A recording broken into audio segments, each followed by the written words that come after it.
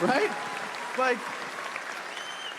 dude, we send them to the Daytona 500 to kick shit off so that every asshole there can go, look at that.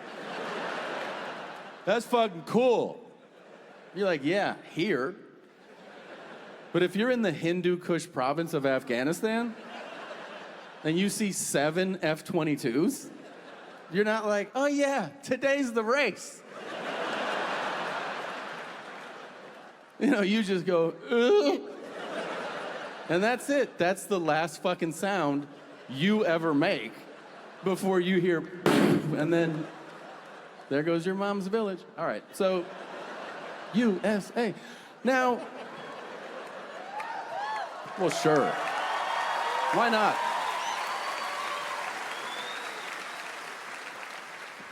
You know, I didn't puke and I didn't shit, but when I was in Houston about a month ago, I sharted. Here's what happened.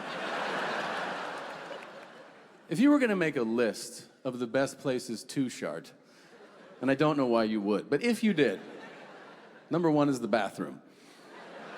And that's where I was. I was in a public restroom, and I was at the urinal. I was just enjoying a delightful afternoon pee, you know? Like a 90-second one, you know?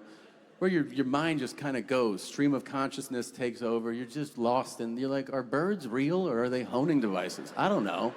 Jesus, how big were Aretha Franklin's tits, you know?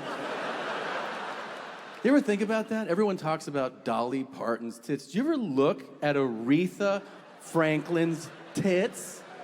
It looked like she was nursing seal pups. It's insane. If she couldn't sing, she'd be serving lunch. You know what I mean? Those are some tits.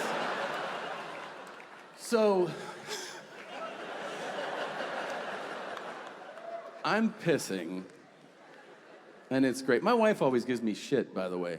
She's like, you enjoy your bodily functions so much. And I'm like, why don't you just let me live my life? I mean, I do like peeing. I like sneezing more. If you don't enjoy an open-air, reckless, violent sneeze, you're a fucking communist, okay? It's the best. Yeah.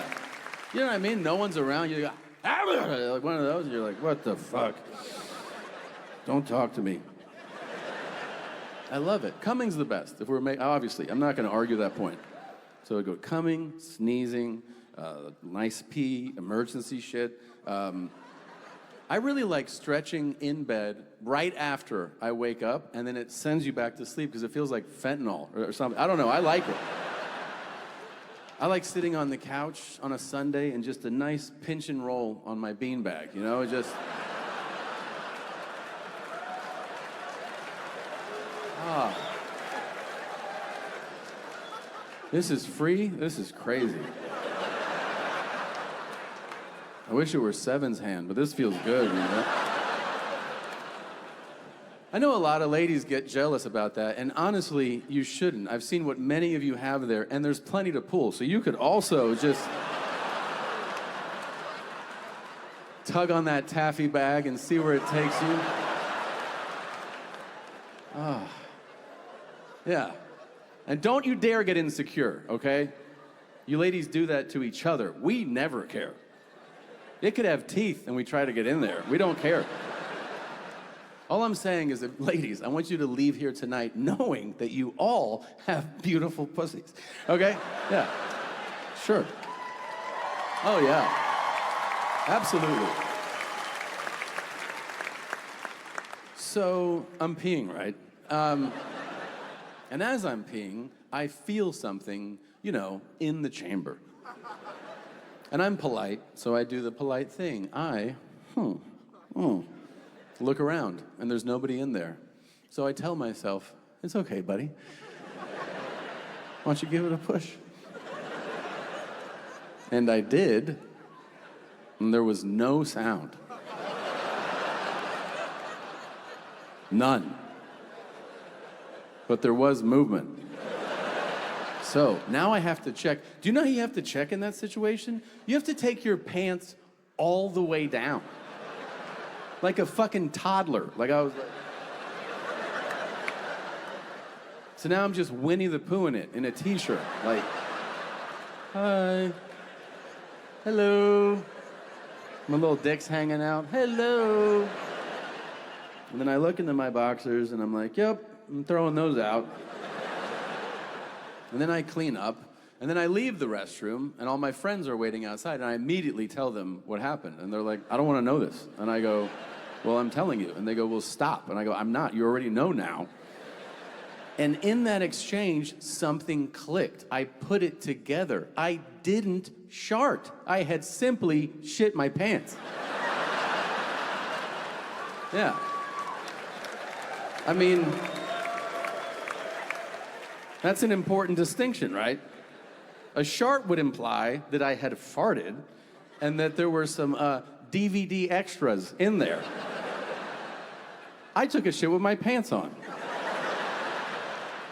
It would be no different than if right now I were standing here like, I think I'm gonna take a shit right now. And then I just kept talking. So it's fucked with my confidence, but I'm back, baby. I am fucking back. Yes. Thank you.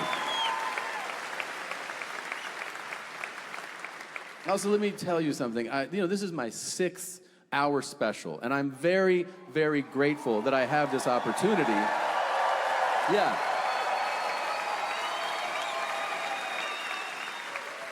I tell people a lot, and it's true, that I really didn't think this was in the cards for me. You know, I didn't think about this ever when I started out in entertainment. I really thought the highlight of my career was many, many years ago when I booked the international campaign to be the spokesman for Subway. Now, that's a real thing. That really happened to me. It took 10 auditions. And when I got the call that I had booked this job, I had the same thought that many of you are probably having right now, which is, what about Jared, you know? Jared, the now former spokesman, was really prominent in advertising at this time. So when I got the call that I was the new spokesman, I asked them, I was like, wait, am I replacing Jared? And they were like, fuck no.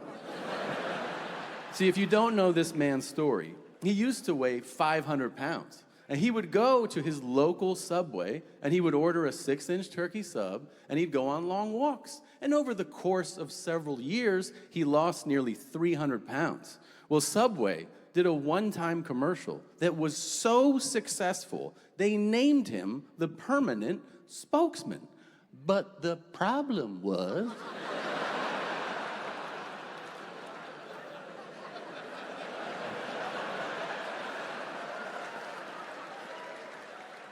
they could only use Jared to promote their healthy subs.